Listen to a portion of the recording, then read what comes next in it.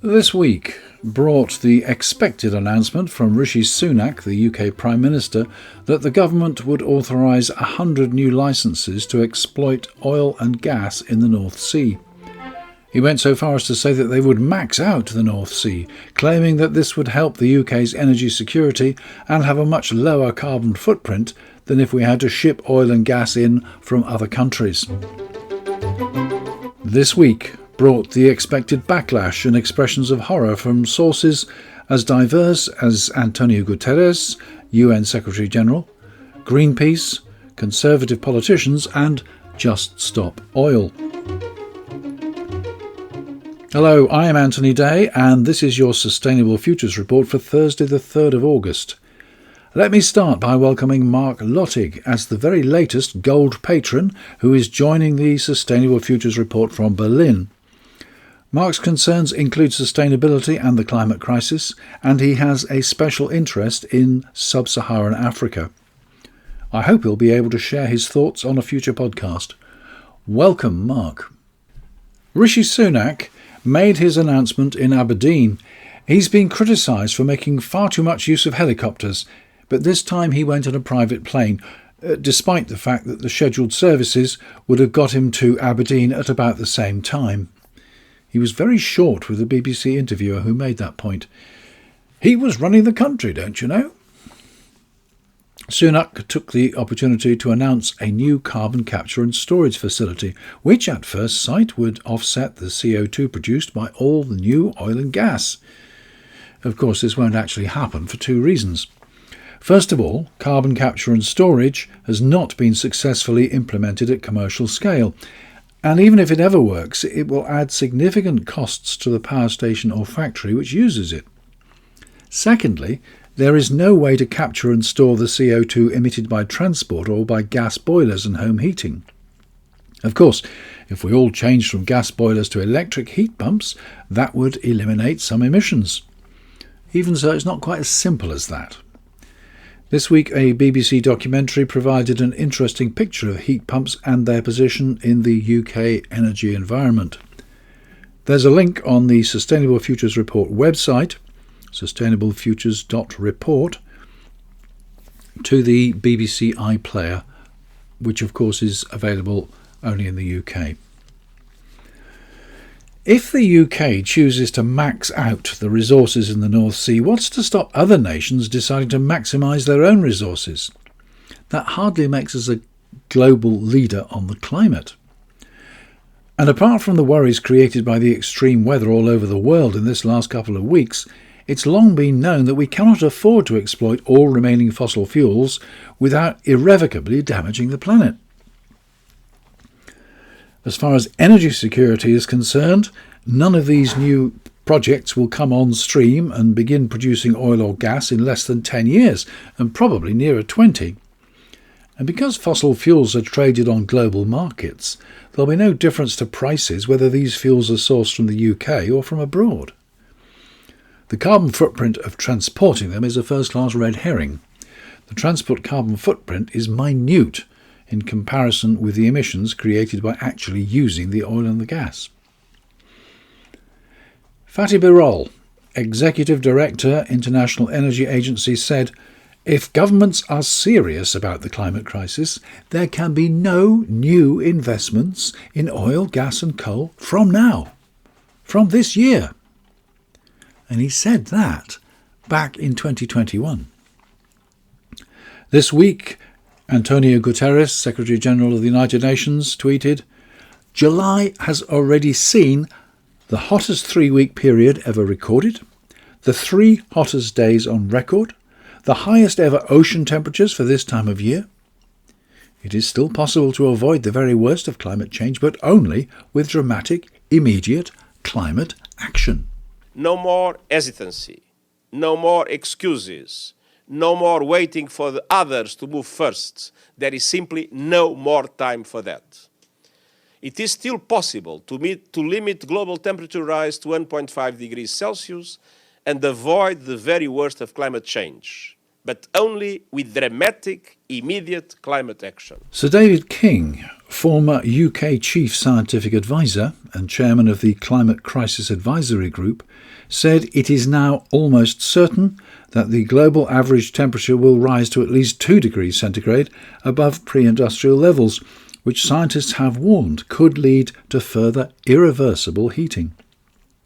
Countries should band together and form a World Climate Crisis Organization akin to the World Health Organization to steer humanity through the unfolding disasters associated with a heating planet, he said. George Monbiot, writing in The Guardian, says, "Here's the truth about Sunak's plans for the North Sea. He will sell out the planet to the dirtiest bidders." He warns that we're trapped between corrupt politicians and profiteers, and we'll all go down together. There's a link to that article on the website as well. Just Stop Oil issued a detailed statement which pulls no punches. Rishi Sunak and his fossil fuel backers are taking us all for fools. Most people in this country know that oil is over. They know that carbon capture is greenwash. Only Sunak and the Tories have failed to get the message. Addicted to power and illegal donations from the fossil fuel industry, they are shamelessly stoking culture wars and spinning endless lies to keep themselves in power. But it is much, much worse than that. July was the hottest month ever because of burning fossil fuels. We can all see that something is desperately wrong when tens of thousands of panicking holidaymakers rush to roads, beaches to escape wildfires. Americans have suffered second-degree burns from scorching pavements, and European wheat crops are burning to a crisp. Every new oil and gas licence makes it harder for the world to reach net zero, real zero emissions, and to stop global heating. Every delay in stopping global heating means worse climate impacts and more suffering. Sunak is worse than a war criminal. He knows new oil and gas will impose unimaginable suffering and destroy the lives and livelihoods of billions of people. He knows that it will push the world past irreversible tipping points, meaning that the consequences and suffering will echo for centuries. He is risking nothing less than the collapse of human civilization. What will his obvious lies about energy security mean when you can't grow food, when violence stalks the streets, and when everyone you know and love is destroyed? Licensing new oil and gas in full knowledge of these consequences isn't just a crime against humanity, it is the greatest crime in human history. We will not let this stand. We refuse to die quietly. Civil resistance is no longer an option, it is a necessity. In late October, thousands of people will join Just Stop Oil in London to march on the roads, and we will not stop until we win. Sign up for action. You'll find the link to sign up on the website, on the Just Stop Oil website, and of course also on the Sustainable Futures Report website. I've signed up and I plan to be there. I've never risked arrest before, but I am convinced that desperate times justify desperate measures. It's not just the future of our grandchildren. It's becoming increasingly clear that our own relatively near future is at risk. Just Stop Oil is undoubtedly doing a good job at raising its profile. As my guest Solitaire Townsend told us last week, Just Stop Oil doesn't want to be liked, it just wants to be noticed. It needs to be noticed, and it's getting noticed. Some people are prepared to take extreme, always non-violent action, and some have received significant penalties. For example, last October, Marcus Decker scaled the Queen Elizabeth II Bridge at the Dartford Crossing together with Morgan Troland, creating a public debate about the government's continued investment in new oil. As a result of their protest, Marcus was sentenced to 2 years and 7 months in prison. He's a German citizen, and because of the length of the sentence, considered by many to be excessive, he is now being threatened with deportation. He has a partner and family in England who have already not seen him for months and fear not seeing him ever again. Environmentalist Chris Packham has already called for Marcus to be released, and last week Marcus Decker and Morgan Troland appealed their sentences. They argued that 2 years and 7 months and 3 years in prison, respectively, were unprecedented and grotesque punishments for their peaceful, selfless protest against the climate crisis. The appeal judges decided that they disagreed. They decided that these prison sentences reflect Parliament's will, as per the new Police, Crime, Sentencing and Courts Act. There's a crowdfunder set up for Marcus's legal fees to fight deportation, and a link on the SFR website. Environmentalist protesters against HS2, that high-speed rail line, which is very slowly being developed, were also in court this week, although their sentences were far lighter.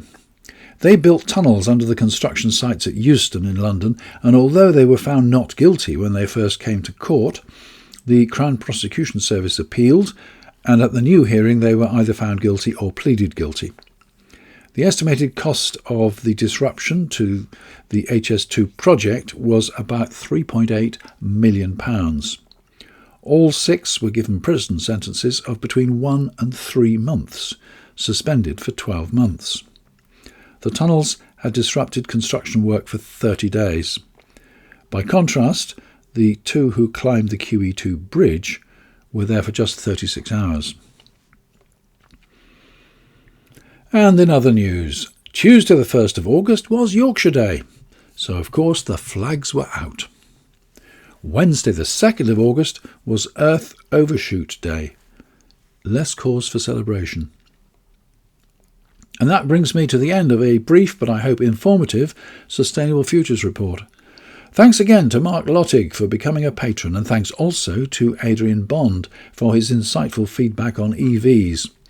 I suspect that's a topic we'll return to. I have an interview scheduled for next week, so if all goes well, that will be next week's episode. In the meantime, I hope all goes well for you, and I hope it stops raining, because it's been raining for at least, I reckon it's been raining for the last 12 hours, and it's expected to rain for the rest of the day. I blame climate change. That was the Sustainable Futures Report. I'm Anthony Day. Until next time.